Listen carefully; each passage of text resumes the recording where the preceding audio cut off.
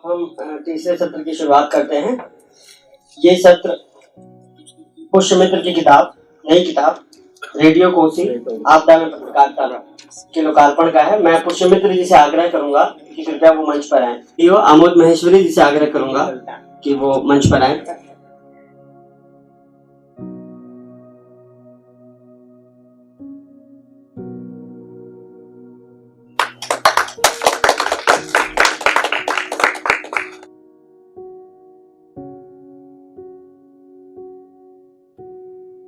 बहुत बहुत शुक्रिया तरुण जी। मैं प्रशांत विप्लवी जी से आग्रह करूंगा कि वो बातचीत को आगे बढ़ाएं। उपस्थित सभी गुरुजनों और दोस्तों को अभिवादन। ये उपन्यास रेडियो कोसी पुष्यमित्र जो हमारे मित्र भी हैं, उन्होंने जब मुझे दिया था और मैंने जब पढ़ा था तो मुझे लगा कि इस विषय पे ये कोई पहली किताब मैं पढ़ रहा हूँ। हालांकि कोसी से जुड़ी इनकी कई रचनाएं हैं, कई कृति हैं, लेकिन ये उपन्यास के तौर पे ये पहली मुझे जैसा लग रहा है कि कोसी तटबंध के अंदर के जीवन को जिस तरह से इन्होंने इस उपन्यास में दर्ज किया है वो बिल्कुल अनोखा है। मैं इसी किताब से 2-3 पंक्ति है मैं पढ़ के आपको सुनाना चाहता हूँ। हम कोसी वासियों के लिए कोसी नदी नहीं है, यह सिर्फ कोसी है। कोसी को सर्वनाम में ढालने की इजाजत मन नहीं देता। इसे सरकार ने और इंजीनियरों ने भले ही बांध में छुपा दिया है, मगर हमारे कतरे कतरे में इसकी मौजूदगी है। इससे आप समझ सकते हैं कि कोसी तटबंध के अंदर और बाहर जो भी लोग रहे हैं, जो भी लोग रह रहे हैं, वो उनका जो जीवन है वो कितना विकट है। पुष्यमित्र जी एक चर्चित पत्रकार तो हैं ही, और पत्रकारिता के क्रम में इनका ये शायद ये पहला ही उपन्यास है। और दूसरा सुनेर नई का जो शायद 2020 में आई। लेकिन इस उपन्यास को पढ़ते वक्त मुझे लगा था ये किसी पत्रकार के द्वारा ही उपन्यास लिखा गया है। तो मेरा पहला ही सवाल है कि पुष्यमित्र जी से ये सवाल है कि ये जो रेडियो कोसी, इसकी परिकल्पना आपने कैसे की और कहाँ से शुरुआत हुई इसका? दरअसल ये किताब जो बनी है बहुत मकसद से मैंने इसको लिखा है, और इसका मकसद सिर्फ इतना ही था कि जो पत्रकारिता के क्रम में मैंने कोसी तटबंध के बीच के इलाके में देखा और लोगों का दर्द समझा। मैंने खबरों में बहुत सारी चीज़ें लिखी, लेकिन खबरें बहुत ही शुष्क होती हैं। कुछ लोगों को वो बात समझ में आती है, कुछ लोगों को समझ में नहीं आती है। उसको लेके डॉक्यूमेंट्रीज भी बनाई जा सकती है, किताबें भी लिखी जा सकती है जो बहुत हार्डकोर विषय के साथ आ सकती है। लेकिन मैं चाहता था कि यहाँ की पूरी कहानी बहुत सरस तरीके से लोगों के सामने आए, ताकि लोग कहानी पढ़ने के बहाने यहाँ के दर्द को समझ सके, यहाँ के जीवन को समझ सके। जैसा कि हालांकि कोसी को लेके बहुत सारे लोगों ने बहुत पहले भी लिखा है, ऐसा नहीं कि मैंने पहली बार लिखा है। रेणु जी से लेके ये परंपरा शुरू होती है, और उषा किरण खान ने लिखा है, और मायानंद मिश्र ने लिखा है, सब लोगों ने लिखा है, अपने अपने तरीके से लिखा है। मैंने भी अपनी छोटी सी भूमिका अदा की है। लेकिन मुझे लगा कि कहानी का फॉर्मेट या उपन्यास का फॉर्मेट है वो लोगों को पसंद आएगा और आसान तरीका होगा, और फिर उसके बहाने वो समझ पाएंगे कि वहाँ का जीवन कैसा है। यही मेरा मकसद। एक पत्रकार के लिए एक साहित्यिक रचना का जो निर्माण करना है वो कितना आसान और कितना मुश्किल है, क्या है, कैसा लगता है? क्योंकि आपने अब तक पत्रकारिता की है और मैंने इस उपन्यास में भी देखा है कि आपकी पत्रकारिता कहीं ना कहीं झलक जाती है। देखिए, पत्रकार जो है वो साहित्य रचता रहा है। वो हमेशा से बहुत सारे पत्रकार ऐसे हैं जिन्होंने साहित्य खूब रचा है। मुझे लगता है कि इस सदी और पिछली सदी में जो सबसे चर्चित उपन्यास हुआ 100 Years of Solitude, उसको लिखने वाले भी पत्रकार ही थे। और हमारे बिहार के ही विकास कुमार झा ने खूब उपन्यास लिखे और अभी लगातार लिख भी रहे हैं। वो भी पत्रकार, बहुत चर्चित पत्रकार रहे हैं। तो पत्रकार के साथ एक सुविधा होती है कि वो जब घूमता है खबरों की तलाश में, लोगों से मिलता जुलता है, तो उसको तथ्य मिलते हैं, और वो तथ्य कई बार जीवन का ऐसा अनुभव मिलता है जो आपको फिक्शन से ज़्यादा चकित करता है। क्योंकि फिक्शन जब आप लिखते हैं तो आप आप सोचते हैं कि जो मैं लिख रहा हूँ क्या वो सच होगा या नहीं होगा। आप अपने आप को लिमिट करते हैं, तय करते हैं कि हो सकता है कि जो मैं लिख रहा हूँ अतिरंजित ना हो। लेकिन पत्रकार जब फील्ड में घूमता है तो उसको अतिरंजित से भी ज़्यादा अतिरंजित चीज़ें ऐसी मिल जाती है जिसको देख के वो खुद चकित हो जाता है। तो तथ्य उसके पास खूब होते हैं, लोगों से मिलता जुलता है, बात करता है, जीवन को देखता है, समझता है। ये उसका प्लस पॉइंट है। उसका माइनस पॉइंट है कि वो लिखने के क्रम में, अपनी खबरों को लिखने के क्रम में बहुत शुष्क भाषा का इस्तेमाल करता है और बहुत तटस्थ होकर लिखता है। जबकि जब साहित्य रचना होता है तो उसमें थोड़ी सरलता होनी चाहिए, ऐसी भाषा होनी चाहिए जो लोगों को पकड़ सके। तो पत्रकार की ये कमी है, तो वो कोशिश करता है कि उस कमी को कैसे पूरा करे। तो मैंने कोशिश की है कि उसको पूरा करूं। और दूसरी बात की पत्रकार की खासियत यही है कि उसके पास खूब तथ्य होते हैं। जैसे मैंने लगभग पूरे बिहार में जब मैं घूमा हूँ, मुझे ऐसी कहानियां मिली जो मुझे साहित्य में नहीं मिली। तो ये मेरा प्लस पॉइंट है। और लिखने की जो शैली मेरी है वो हो सकता है कि मेरा नेगेटिव पॉइंट हो। आपने कोसी तटबंध के अंदर के जो सामाजिक जीवन को आपने दिखाया है, उस जीवन में इतना सौहार्दपूर्ण जीवन है उन लोगों के बीच का, ये थोड़ा मुझे अटपटा लग रहा है। क्योंकि मैंने देखा है कि कोसी के तटबंध के अंदर का जो जीवन है, जितनी पीड़ा उन्हें कोसी से सहनी पड़ती है, उनका आपस का भी बहुत इतना ये सौहार्दपूर्ण तो नहीं ही है जो आपने दिखाया है। आपने जो दिखाया कि पूरे 50 गांव प्रहलाद को जो है वो पसंद करते हैं सिर्फ इसलिए कि कोसी रेडियो के कारण। लेकिन उनका अपने व्यवहार भी जो दिखाया है, आम जीवन में जो व्यवहार है वो भी बहुत सौहार्दपूर्ण है। ये क्या है, मतलब ये मैं समझ नहीं पाया। देखिए, ये जो कहानी है वो एक खास परिस्थिति की कहानी है। किसी भी समाज में बहुत सौहार्दपूर्ण स्थिति तो होती नहीं है, लेकिन जब समाज संकट में पड़ता है तो सब लोग एकजुट हो जाते हैं उस संकट से मुकाबले के लिए। इसमें कहानी है जो आप बाद में पढ़ेंगे कि समाज को एक तरह से प्रहलाद को जब चुनौती दी गई तो एक तरह से समाज को चुनौती दी गई। और समाज जो बहुत परेशान रहा है और जूझता रहा अपनी समस्याओं से, उसको लगा कि कहीं ना कहीं उसके अस्तित्व पर खतरा है, इसलिए लोग एकजुट हुए, इसलिए लोग सौहार्दपूर्ण हुए।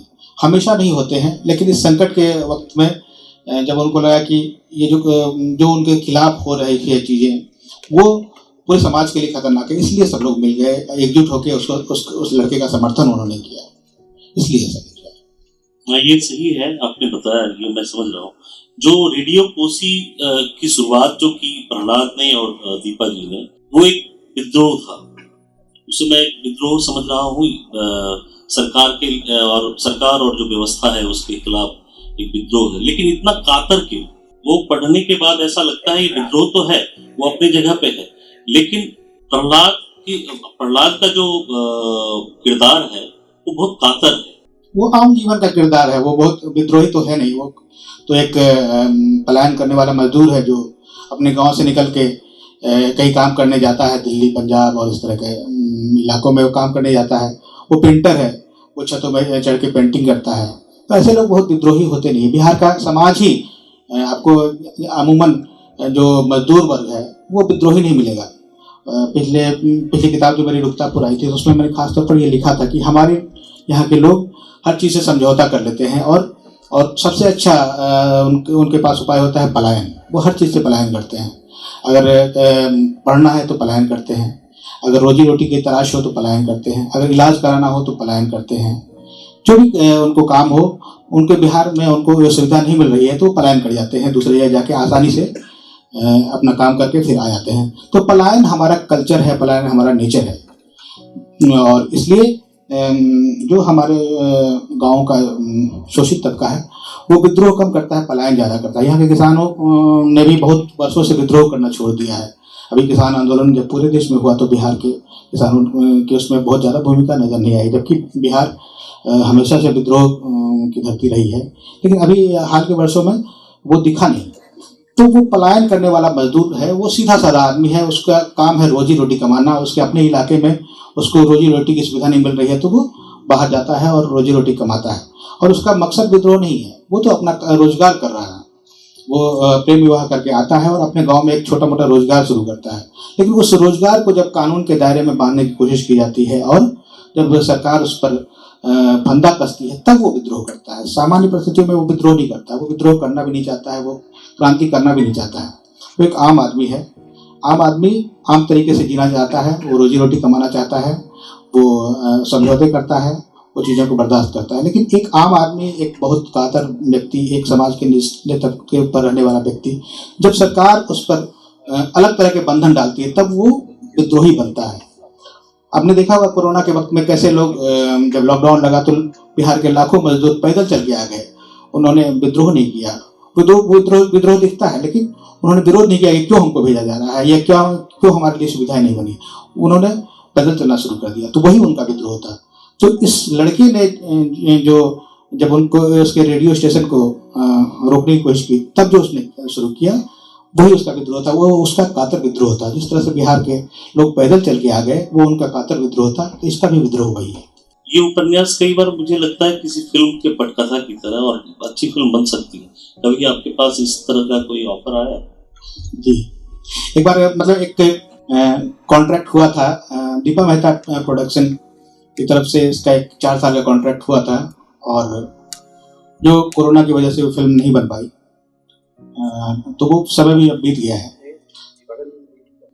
इसमें पलायन और वापसी, प्रहलाद की जो वापसी है, अब जो आपका उपन्यास है उसका जो अंत है वो ये दिखाता है कि वापसी गलत हुआ है, मैंने पलायन में ही जीवन है और आने के बाद यहाँ पे जीवन ध्रुव। तो ये संदेश कैसा जाएगा समाज को? नहीं, मेरा वो संदेश नहीं है, मैंने तो सिर्फ यथास्थिति को बताया। ये कोई मैसेज नहीं है, ये यथास्थिति है कि जब लोग आते हैं लौट के, तो यहाँ भी उनको दिक्कतें होती हैं, और एक बार उसको पहचान मिल जाती है, उसके काम को सराहना भी मिल जाती है, और बड़े लेवल पर उसको पहचान भी मिलती है। लेकिन जब वो पहचान, मीडिया की पहचान और दूसरे तरह की पहचान खत्म होने लगती है, तो फिर वही व्यवस्था उसको फिर से जकड़ने लगती है और फिर से परेशान करने लगती है, फिर से वह उसी व्यवस्था का हिस्सा बन जाता है। तो ये यथास्थिति है, मेरा कोई मैसेज नहीं है। जो होता है दुनिया में, मैंने वही लिखा है।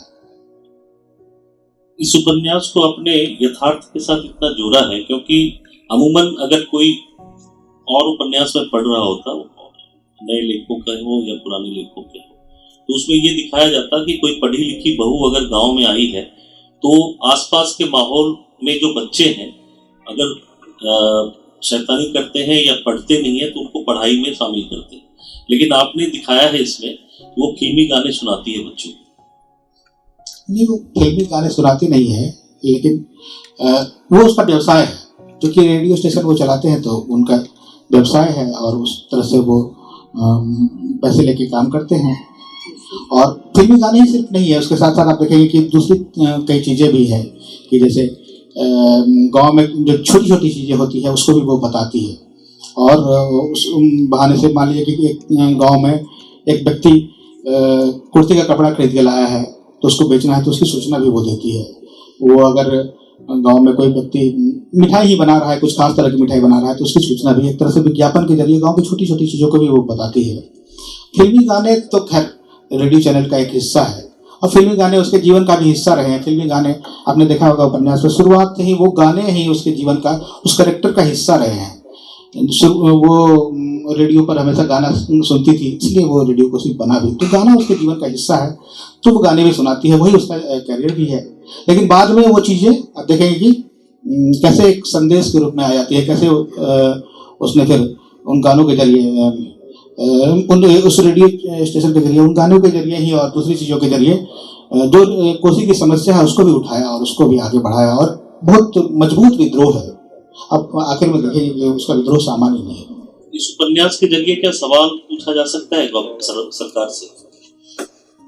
सरकार से इसके सवाल है ही, सरकार से निश्चित तौर पर सवाल है। अगर सरकार समझे तो सवाल है, सवाल है ही अपने आप में। इस इलाके में आप सोचिए कि कोसी तटबंध के बीच 300 गांव हैं, उनका कोई पुनर्वास नहीं हुआ ठीक से, उनको वहीं छोड़ दिया गया। वहाँ कई दशकों तक बिजली नहीं आई, कई दशकों तक अभी भी बहुत सारे इलाके में जब हम लोग 5G में जा रहे हैं वहाँ 2G नेटवर्क नहीं होता है। वहाँ स्कूल तो हैं लेकिन स्कूल में पढ़ाने के लिए शिक्षक नहीं जाते हैं क्योंकि वो दूर इलाका है, तो स्कूल जैसे से चलता है। वहाँ अस्पताल नहीं है, वहाँ थाने नहीं है, तो वो पूरा इलाका जहाँ इतनी अव्यवस्था है, सरकार ने बिल्कुल छोड़ दिया है। तो सवाल अपने आप है, वो गांव अगर वहाँ है तो वही सवाल है, और उनके जीवन की विषम परिस्थितियाँ ही सवाल है। और हमारी नीतियाँ ये कैसे हम एक फैसला आनन फानन में कर लेते हैं और उसका नुकसान लोग दशकों तक भुगतते रहते हैं। अभी भी 50-60 साल हो गए हैं, लोग उसी परिस्थिति में थोड़ा बहुत धीमा विकास हो रहा है। विकास तो खैर अलग बात है, लेकिन वहाँ के लोगों का जीवन बहुत धीरे धीरे बदल रहा है और उनके संघर्ष अभी भी उतने ही हैं। ये अपने आप में सवाल है। नहीं, मैं इसलिए तो मैं पूछ रहा हूँ, सरकार से उपन्यास के जरिए तो सवाल नहीं पूछे जा सकते। नहीं पूछे, सरकार उपन्यास पढ़ के आपके सवालों को समझ ही नहीं पाएंगे। उनके लिए तो आप एक पत्रकार हैं, तो पत्रकार के हैसियत से ही आपको सवाल पूछना होगा। पत्रकार के हैसियत से भी मैंने सवाल किए ही हैं, मतलब रिपोर्ट्स में हैं, लेकिन उपन्यास के तरीके से भी सवाल होते हैं। कई बार आपने देखा होगा कि आप तो खैर फिल्मों के जानकार हैं, फिल्मों से भी सवाल होते हैं। कला भी सवाल पूछती है, पत्रकारिता तो सवाल करती है, कला भी और साहित्य भी सवाल करता है और वही सवाल करता है। मुझे लगता है कि उसको इस रूप में भी देखना चाहिए। इसमें जो अनिरुद्ध है उस किरदार के बारे में आप मैं चाहूंगा कि आप विस्तृत रूप से बताएं, क्योंकि अनिरुद्ध का जो बात का जो किरदार जो जिस तरह से व्यवहार था वो बिल्कुल बदल गया था। तो एक न्यूज चैनल जो इस गांव में आता है और वो इस पे डॉक्यूमेंट्री बनाता है और बाद में जब गांव से सहायता मांगी जाती है तो वो मना कर देता है। तो इस अनिरुद्ध के बारे में थोड़ा बताइए। देखिए, हम सब लोग जो हैं, हम लोग पत्रकार हैं, कहीं जाते हैं और पत्रकारिता करते हैं तो हम एक दिन के लिए उससे मिलते जुलते हैं, उसके दर्द को दुख को समझते हैं और फिर वहाँ से आके हम उसकी रिपोर्ट तैयार करते हैं और उसी रिपोर्ट को मीडिया में पेश करते हैं। लेकिन 5 दिन बाद 10 दिन बाद अगर वहाँ का आदमी आए, हमसे बात करे या फोन करे, तो हम उस तत्परता से उसके सवालों का जवाब नहीं देते हैं जिस तत्परता के साथ हम उसकी बातों को समझने के लिए गए थे, क्योंकि हमको रिपोर्ट बनाना था। ये बहुत हम सब लोगों का करैक्टर है, इसमें कोई नई बात नहीं है।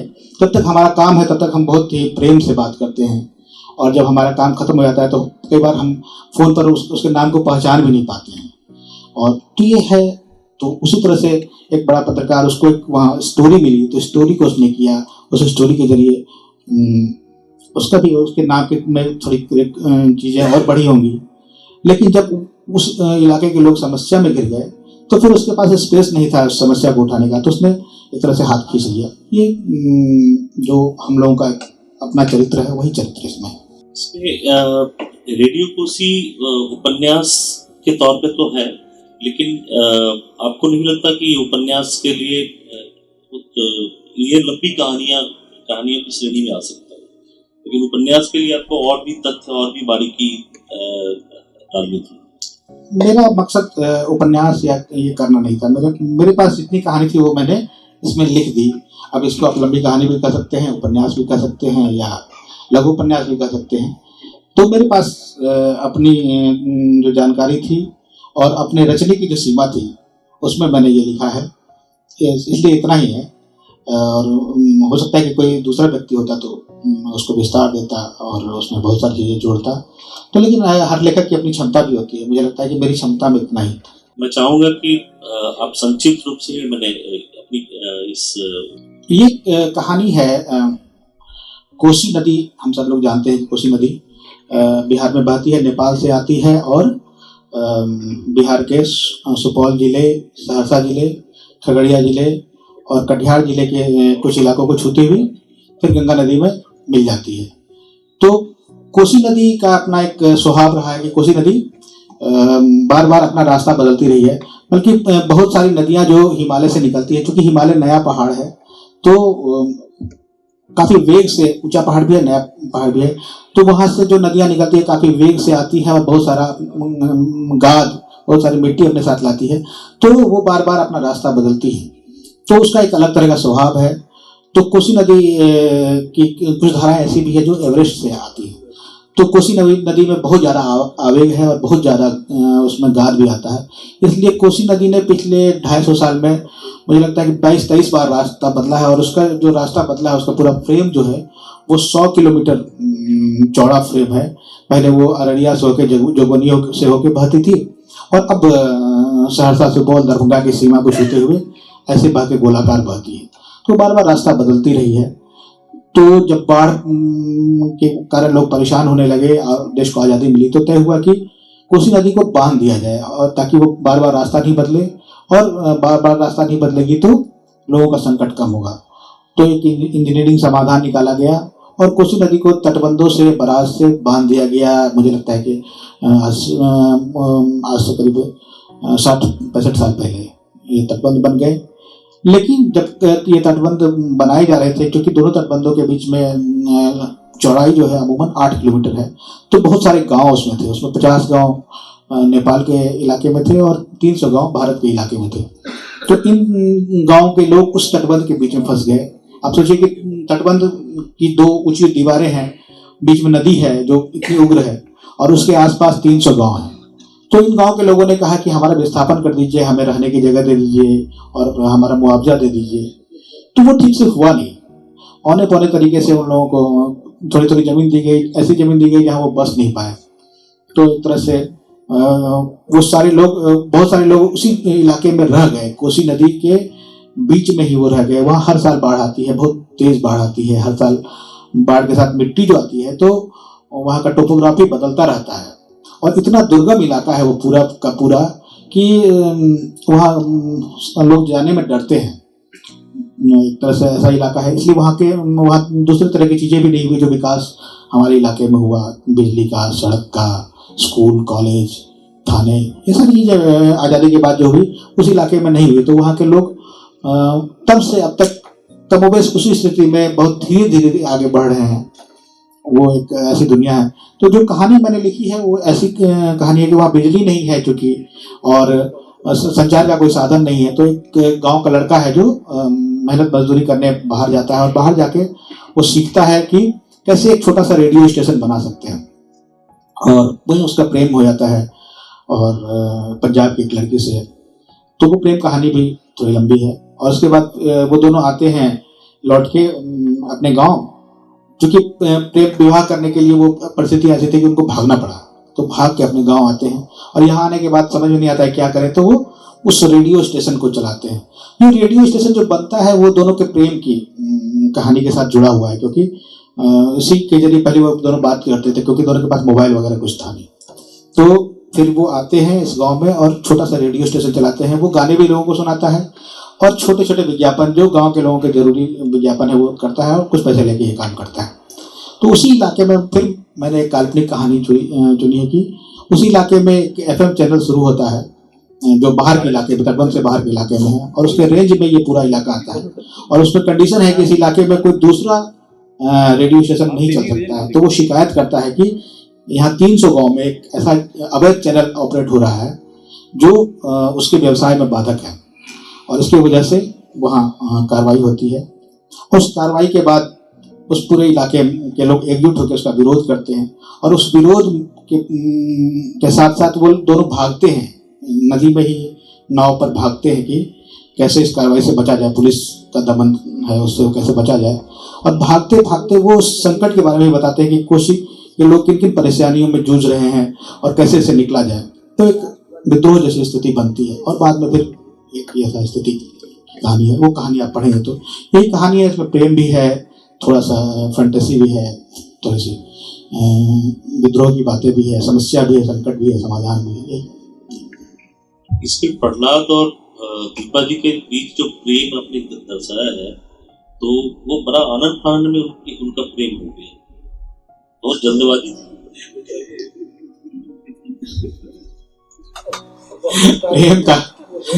प्रेम का क्या है? प्रेम तो आनंद फानंद में हो जाता है और समय लेके भी हो जाता है। प्रेम का ऐसा नहीं दिया।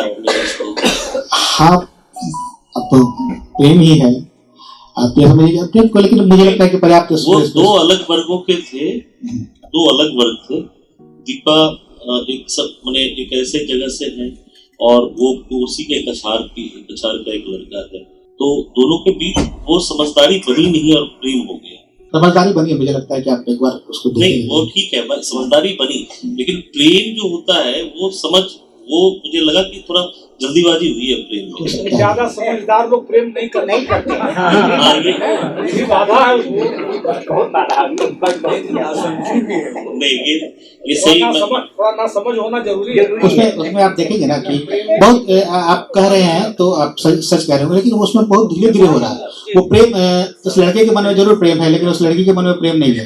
वो प्रेम उत्पन्न तब होता है जब उसकी माँ उसको बंधन में बांधने की कोशिश करती है। पहले उसके मन में प्रेम नहीं है, पहले उसके मन में प्रेम नहीं है, पहले शायद हाँ, लेकिन जब उसकी माँ उसको कहती है कि तुम एक मजदूर तबके के लड़के से क्यों इतना मिलती हो, और इशारे इशारे में उसको रोकती है, तब उसके मन में एक विद्रोह जो है वो प्रेम में बदलता है कि वो भी इंसान है, अच्छा इंसान है। उसके पहले के अनुभव जो बुरे अनुभव थे, उस अनुभव के साथ इस नए अनुभव में जो एक सीधा लड़का है, सरल लड़का है, बहुत सम्मान करता है स्त्री का, तो उससे उसका प्रेम उस ढंग से विकसित होता है। और वो जो प्रेम है, आप देखिए कि वो वर्ग की सीमा को इसलिए पार करता है क्योंकि वो लड़का जो है भले गरीब है, लेकिन वो स्त्रियों का सम्मान करता है। मैंने देखा है कि दिल्ली में रहते हुए और पंजाब के कुछ इलाके में रहते हुए कि पंजाब की लड़कियां और बिहार के लड़कों के बीच में खूब प्रेम प्रसंग हुए हैं, खूब प्रेम प्रसंग होते हैं। और वो सब लोग, बहुत सारे लोगों को मैंने देखा है इस तरह से बिहार शादी करके आते हुए, क्योंकि वहाँ उनका रहना मुश्किल होता है। तो पंजाब की लड़कियां बिहार के लड़कों को इसलिए पसंद करती हैं क्योंकि उनको लगता है कि ये भरोसेमंद है, ये इसका स्वभाव अच्छा है, ये डोमिनेट नहीं करता है, ये सम्मान करता है, ये परिस्थितियों को समझता है। जब ये लड़का कहता है कि आप मेरे इलाके में जाएंगे तो अगर आपको अस्पताल जाने की जरूरत होगी तो हम लोग आपको अस्पताल नहीं पहुंचा पाएंगे, आप मत जाइए, तब वो कहती है कि कोई बात नहीं। जब दो अच्छे लोग साथ रहते हैं तो बहुत सारी समस्याएं सुलझ जाती हैं। तो ये इसलिए, और चूंकि मेरी कहानी का मकसद प्रेम नहीं है इसलिए मैंने प्रेम को बहुत विस्तार नहीं दिया, लेकिन ये है। कोसी के कटाव से मैं भी सामना किया है मैंने इसका। नवगछिया के पास एक गांव है मदरौनी, तो मेरे मित्र वहां रहते थे। तो जब मैं उनके यहाँ गया और 2-3 साल के बाद जब मैं गया तो वो उस जगह पे नहीं थे, मतलब वो उनका वहां पे घर नहीं था, वहां से 2 किलोमीटर दूर जाके उनका फिर नया घर था। तो कोसी के कटाव से तो इस तरह का विस्थापन हुआ और उसके कारण पलायन भी हुआ है। तो पलायन और विस्थापन का जो ये है, क्या आप अब परिस्थितियां बदली होंगी तो क्या उस पर कुछ लिखने का है आपको, मैंने क्या उस पर भी कोई कहानी या कोई उपन्यास? अभी तो नहीं है। देखिए कोसी ही नहीं, बाद में मैंने महसूस किया, क्योंकि मैं कोसी का रहने वाला हूँ तो कोसी की समस्याओं को थोड़ा ठीक से समझता हूँ। लेकिन बाद में पत्रकारिता करते हुए मैंने देखा कि चंपारण से लेकर किशनगंज तक 70-80 ऐसी नदियां हैं जिसमें कमोबेश ऐसी ही स्थिति है, और सरकार ने सबका एक ही समाधान किया है, सबको तटबंध बना के घेर दिया है। इस वजह से बहुत बड़ी आबादी जो है वो डिफिकल्टीज में है, बहुत बड़ी। बिहार में अगर बाढ़ आ रही है तो उसकी एक बड़ी वजह यह भी है कि बाढ़ को लेकर जो हमने समाधान किए वो ठीक नहीं थी। जो आंकड़े बताते हैं वो कहते हैं कि आज़ादी के वक्त में बिहार का 25 लाख हेक्टेयर बिहार की जमीन बाढ़ प्रभावित थी, और उसके बाद से तटबंध बनने शुरू हुए और बाढ़ सुरक्षा के लिए अभियान चले और दूसरी चीजें हुई, और इन तमाम अभियानों का नतीजा ये हुआ कि अभी 73 लाख हेक्टेयर जमीन हमारी बाढ़ प्रभावित हो गई है, 3 गुना हो गई है। हमने बाढ़ को रोकने के जो तरीके विकसित किए उससे हमारी बाढ़ की समस्या 3 गुनी बढ़ गई है। तो असली दिक्कत ये है कि हमारे पास जो तरीके हैं वो गलत हैं, साबित हो रहे हैं, आंकड़े बता रहे हैं कि ये तरीके गलत हैं, लेकिन सरकार इन आंकड़ों को समझना, सीखना और उसको बदलना नहीं चाहती है, सिर्फ इसलिए क्योंकि तटबंध बनाने, तटबंध की सुरक्षा करने और तटबंधों के टूटने पर फिर जो संकट होती है, बाढ़ जो आती है, उस बाढ़ के वजह से पीड़ितों को राहत देने में हर साल 6000 करोड़ रुपये बिहार सरकार का खर्च होता है। और ये 6000 करोड़ ऐसा पैसा है जिसमें इसका कोई हिसाब ऑडिट नहीं होता है, कोई ऑडिट नहीं होता है उसका।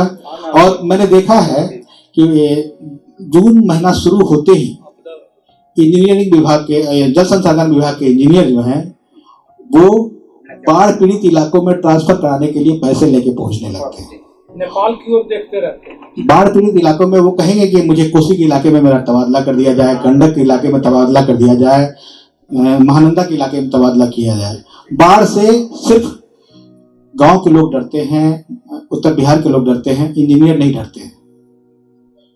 इंजीनियर भागते हैं बाढ़ पीड़ित इलाके में क्योंकि वहां पैसा है। तो ये विडंबना है और इस वजह से कोई पॉलिसी की बात नहीं होती है। अगर हम 6,000 करोड़ रुपए हर साल खर्च कर रहे हैं तो हम 100 करोड़ रुपए खर्च करके अध्ययन क्यों नहीं करा सकते कि हमने जो 50-60 साल में पॉलिसी बनाई वो ठीक है कि नहीं है, उससे फायदा हो रहा है कि नुकसान हो रहा है, लोगों को बाढ़ से मुक्ति मिल रही है कि और बाढ़ में जगड़ रहे हैं। तो वो करना जरूरी है। वो जब तक नहीं होगा तब तक कोई समाधान नहीं होगा।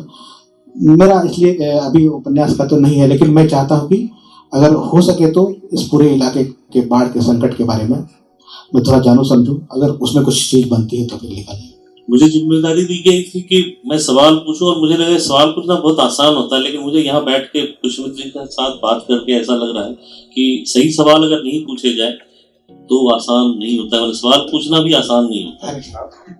नहीं, आपने अच्छे सवाल पूछे और निश्चित तौर पर जवाब देने वाले आदमी के तौर पर मैं घबराया रहा पूरे सत्र में। टफ सवाल रहे।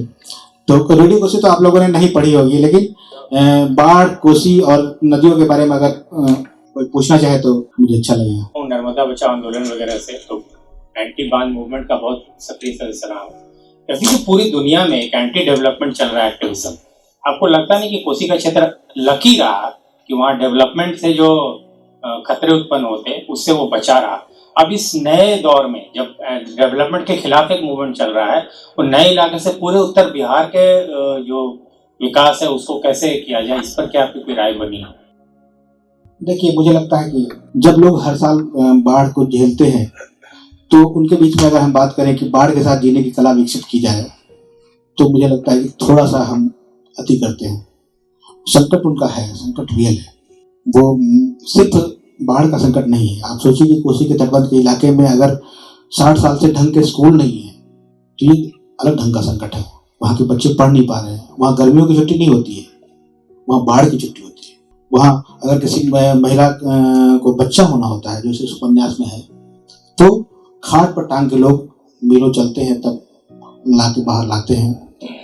बीच बीच में बहुत सारे लोगों की मौत हो जाती है। मुझे मिला है दरभंगा में एक गाँव कुबौल, जहाँ पूरे गांव में मुझे कोई भी एक ऐसी महिला नहीं मिली जिसका कोई न कोई बच्चा मरा ना हो जन्म देने की कोशिश में। कई महिलाएं ऐसी मिली जिनके 5-5 बच्चे मर गए। तो अगर हम जब बात करते हैं कि हमको एंटी डेवलपमेंट मूवमेंट में कोसी और दूसरे इलाके के बारे में सोचना चाहिए, तो थोड़ा सा हम रोमांटिसाइज करते हैं, क्योंकि संकट जो उनके जीवन का है वो बहुत रियल है, बहुत क्रूर है। तो हमको विकास भले अपना करें, लेकिन सुविधाएं उनको चाहिए, मुझे ऐसा लगता है। मेरा एक सवाल है, आप बताइए कि मेरा एक सवाल ये है कि पलायन को लेकर के इतना नकारात्मक भाव क्यों है? कि जिस समाज में ये कहा जाता है कि बेटा और लोटा बाहर ही चमकता है, तो पलायन को लेकर कितना नकारात्मक भाव क्यों? बाहर जाता है तो संघर्ष करता है, चीजों को ज्यादा बेहतर तरीके से ऑब्जर्व करता है। तो एक बुनियादी बात यह है कि बहुत बेसिक चीजों के लिए पलायन नहीं करना चाहिए, लेकिन खास करके जो उत्तर बिहार का इलाका है बहुत बेसिक चीजों के लिए भी पलायन करता है। तो पलायन को लेकर के जो आपकी सोच है, जो आपके उपन्यास में, तो क्या आप मानते हैं कि पलायन बिल्कुल नकारात्मक तथ्य है या पलायन में सकारात्मकता है? आपने तो कह ही दिया कि आपने कह दिया कि लोग बहुत बेसिक चीजों के लिए पलायन करते हैं। कमाने के लिए, 4,000 कमाने के लिए लोगों को अपना घर द्वार सब छोड़ के जाना पड़े, और जब लॉकडाउन लगे तो उसको 1500 किलोमीटर पैदल चल के आना पड़े, साइकिल चला के आना पड़े। तो ये कोई बहुत सुविधाजनक स्थिति नहीं है पलायन की। पलायन पंजाब के लोग करते हैं जो कनाडा जाते हैं, पलायन गुजरात के लोग करते हैं जो यूरोप जाते हैं, अमेरिका जाते हैं और वहाँ सेट बन जाते हैं। हम लोग तो पेट दर्द का इलाज कराने के लिए हम जाते हैं। हम लोग तो बीए की पढ़ाई करने के लिए दिल्ली यूनिवर्सिटी में लाइन में लगते हैं, बीए की पढ़ाई करने के लिए। बीटेक के लिए नहीं। तो ये स्थिति अच्छी नहीं है हर विषय के लिए।